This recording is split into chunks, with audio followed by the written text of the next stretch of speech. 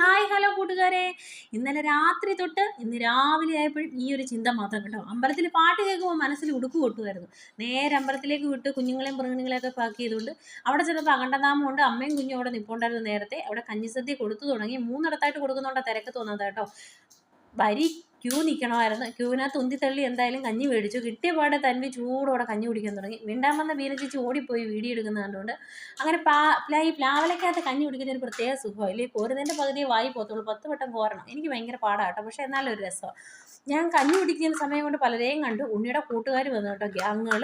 ഞാൻ കഞ്ഞി കുടിച്ചുകൊണ്ടിരുന്നപ്പോൾ ഉണ്ണിക്കും കഞ്ഞി വേണം. വീട്ടിൽ പോയി കുടിക്കുന്നോളെന്ന് പറഞ്ഞോളാം. പക്ഷേ ചുമ്മാതായിരുന്നു കേട്ടോ, ആക്ഷനായിരുന്നു. പക്ഷെ ഞാൻ ആക്ഷനല്ല കേട്ടോ, പ്രവൃത്തിയിൽ മൊത്തവും കുടിച്ച് പഠിച്ച് തന്നെയാണ് എൻ്റെ പാത്രം കാലിയാക്കി.